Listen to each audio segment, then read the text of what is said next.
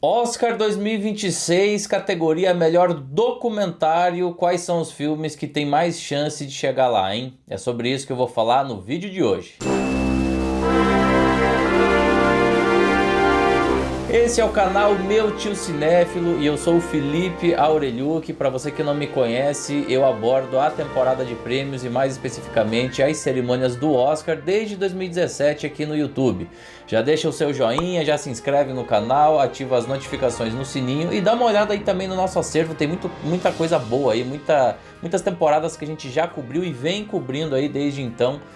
Desde 2017. Para você que já me conhece, muito obrigado pelo prestígio, por estar aqui sempre deixando seus comentários, deixando suas impressões. Se puder, também se torne um membro exclusivo do canal para ter acesso a conteúdos especiais, tá bom? Gente, vamos lá. Melhor documentário. Esse é o primeiro vídeo aqui do canal que eu estou fazendo para falar dos documentários e tem uma dificuldade a mais para a gente abordar esses filmes, porque ao contrário dos filmes de ficção, você não tem assim tantos precursores. Claro que tem outras premiações que dão um norte aí, né, um direcionamento para a gente, mas não é no mesmo volume e nem com a mesma cobertura midiática do que os longas de ficção. Só que tem sim alguns pontos aí de início para a gente poder se balizar no que pode acontecer, lembrando sempre também que a categoria de melhor documentário, tanto longa quanto curta, é uma das mais difíceis da gente conseguir cravar. Algumas coisas, alguns filmes específicos a gente consegue até prever em função de movimentações anteriores ao Oscar, né, ou ao momento das indicações. Mas por ser uma junta muito diversificada, com um número muito alto de membros internacionais, é sempre um pouco mais difícil da gente cravar todos os títulos que vão estar lá presentes na lista. Mas vamos lá, gente. Dois precursores, dois indicadores que nos dão um bom ponto de partida para tentar entender quais são os documentários mais fortes dessa temporada são o Critics' Choice. Sim, o Critics' Choice de documentários já revelou os seus indicados. E também o Doc New York City, que é o maior festival de documentários da América do Norte. Esses dois aí já estabeleceram algumas listas, né? Suas listas, no caso do Critics' Choice, foram os indicados, e o Doc New York City, a shortlist final. Então, a partir daí, a gente pinça alguns desses títulos e depois os outros vêm a partir das movimentações da temporada mesmo, tá? Dito isso, gente, eu acho que tem dois filmes que têm uma chance muito grande de serem indicados a melhor longa de documentário. Um deles, inclusive, a gente já consegue assistir e eu vou começar por ele. Esses dois títulos, eles estão tanto como indicados para o Critics' Choice de documentário, quanto na shortlist do Doc New York City. O primeiro, então, é A Vizinha Perfeita, filme Netflix. Você já consegue assistir aí no catálogo da Netflix hoje, se você quiser, que é um documentário a respeito aí de uma situação trágica que aconteceu lá nos Estados Unidos da América, uma briga de vizinhos aí que acabou resultando numa tragédia.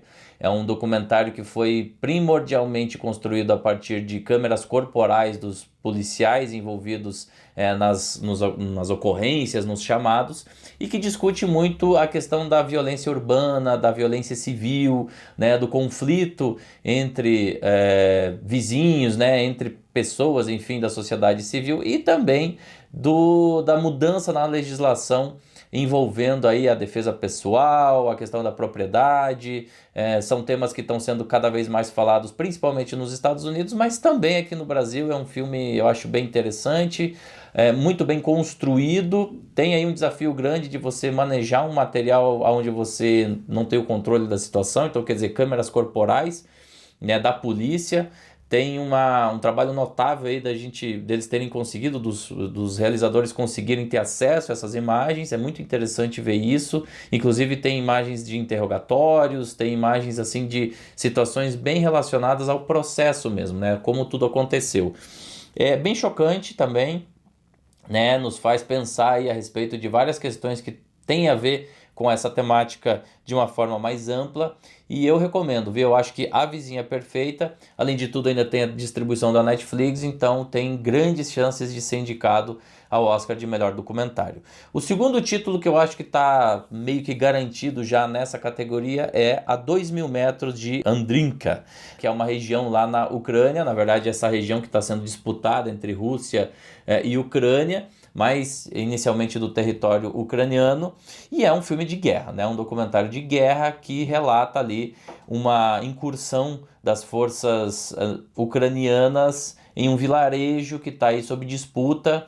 Então a gente tem aí a equipe de cinegrafista e, enfim, se infiltrando junto com essas tropas ucranianas e registrando tudo o que acontece ali, toda aquela tensão pelo conflito. Então, no fundo, é um filme de guerra mesmo, né, que está ali no calor do momento, registrando tudo o que acontece. Esse é um filme, inclusive, que está como indicado da Ucrânia na categoria Melhor Filme Internacional, indicado, no caso, digo, representante da Ucrânia.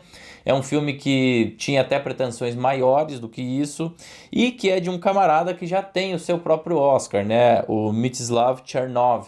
Ele ganhou o Oscar por 20 Dias em Mariupol, que também aborda a questão da guerra da Ucrânia.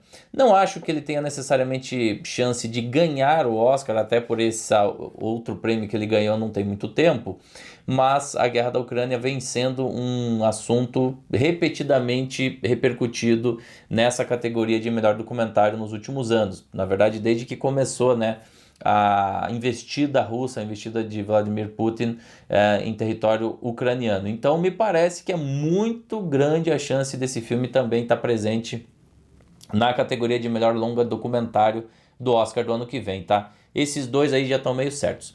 A partir daqui, gente, eu vou colocar aqui 3 títulos que eu acho que tem um pouquinho mais de força, mas como eu falei, documentário sempre traz alguma surpresa, sempre traz algum título aí que às vezes não está no nosso radar e que acaba se fortalecendo, né, no finalzinho, ou até que acaba surpreendendo mesmo, né, que é um título adorado aí pela junta, pelos documentaristas e que a gente não estava prestando atenção.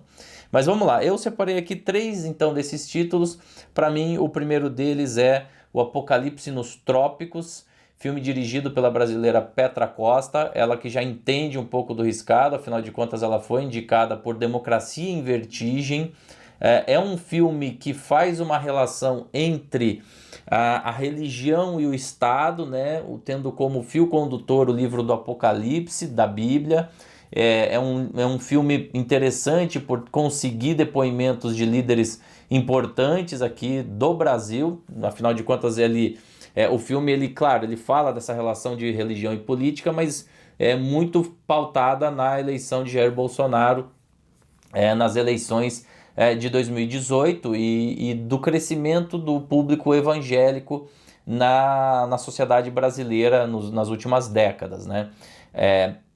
É um filme que tem um forte teor político, eu tenho certeza que para nós brasileiros ele tem repercussões ainda maiores, porque obviamente ele vai falar sobre essa polarização entre os líderes e apoiadores do ex-presidente Jair Bolsonaro e do atual presidente Lula, mas o que eu acho interessante é que não é um filme que fica se atendo muito ao de que forma um é bom ou não é bom, é ruim ou não é ruim. Claro que ele tem um lado, a gente sabe o posicionamento político da Petra Costa, isso ficou bem claro desde Democracia em Vertigem, mas ele se detém mais, ele se atém, na verdade, mais na questão da relação entre religião e política.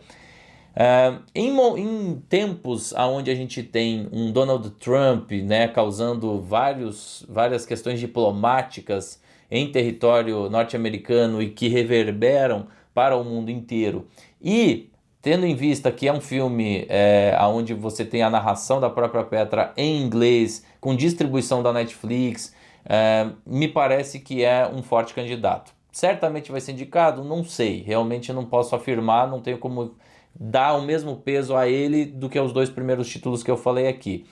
Mas é um filme que tem boas chances disso. Pela máquina Netflix, pela temática, né, que é uma temática política, porém não voltada diretamente à guerra, e sim às questões internas da sociedade. e pelas relações que são feitas entre esse filme e a própria política norte-americana, né? Então eu acho que existem boas chances, o que é bom pra gente como brasileiro também. A gente está aqui torcendo por Agente Secreto e também vai torcer aí por Apocalipse nos Trópicos. Depois disso, eu também separei aqui como quarto título o filme Alabama, Presos do Sistema, que é um filme que você pode assistir na HBO Max. Esse filme ele foi revelado pela primeira vez no Festival de Sundance e é um filme muito cru a respeito do sistema prisional norte-americano. O que acontece? Celulares infiltrados no sistema prisional de Alabama, lá nos Estados Unidos, registraram ao longo de 6 anos o dia a dia daqueles encarcerados, o dia a dia dos presos, as tensões, as conversas. É um filme com um material que você raramente vê nas telas. Muito se fala, né, da infiltração dos celulares, da infiltração desses materiais de gravação em presídios, não só lá, mas principalmente aqui no Brasil, a gente fala muito sobre isso, mas ver isso de forma crua, de forma direta, é muito diferente, né? Então, eu acho que... E você pode assistir esse filme já na HBO Max, e eu acho que ele tem uma grande força narrativa para sim ser um dos indicados a melhor documentário do ano que vem. E o meu palpite final vai para o documentário Cover Up. Nesse caso aqui eu decidi colocar ele na lista mais pelo histórico da realizadora, da sua realizadora, do que necessariamente pelo filme em si. Poucas pessoas assistiram a esse filme, tá? A realizadora é a Laura Poitras, ou Poitras. Ela já venceu um Oscar lá em 2014 pelo filme Cidadão 4, né, Citizen 4, e foi indicada uma segunda vez pelo filme All the Beauty and the Bloodshed, que a gente conversou há poucos anos atrás, em 2022, e que tinha vencido o Leão de Ouro em Veneza, né? Esse filme ele explora a carreira do jornalista Seymour Hersh, que foi um jornalista norte-americano que denunciou crimes de guerra praticados principalmente nas incursões norte-americanas no Vietnã. É um documentário com vasto material de arquivo, material histórico, que foi bem recebido no Festival de Veneza e que vai ser também distribuído pela Netflix. Ou seja, apesar de ser uma produção independente, vai ter um grande ator por trás com recursos para poder fazer ele acontecer, para poder chegar nos seus votantes, e a gente sabe que ter acesso facilitado aos filmes de melhor documentário ajuda bastante nas possibilidades de um filme chegar ou não a algum lugar na temporada. Então, para mim, esses hoje são os 5 filmes de documentário longa-metragem que estariam dentro se a gente for analisar ali, né, as possibilidades e o peso de cada um deles. Mas eu tenho que falar mais uma vez, né? Dos 5, eu só teria mais certeza nos 2 primeiros, a Vizinha Perfeita e a 2.000 Metros de Andrivka. Os outros 3 podem entrar, tem grandes chances disso, mas podem não entrar também. E fora eles, eu poderia citar aqui filmes que correm por fora e que podem muito bem também ser indicados. O Mr. Nobody Against Putin, que é uma visão aí também do conflito Rússia-Ucrânia, mas sob um outro ponto de vista dos professores, do sistema educacional. A gente tem também o The Tale of Cillian, que é um documentário mais naturalista, mais idílico, da relação de um fazendeiro com uma cegonha. Se os membros dessa junta quiserem ir por um lado mais contemplativo, esse pode ser um bom título nesse sentido. E a gente tem o Orwell 2 mais 2 igual a 5, que é um documentário a respeito do escritor George Orwell.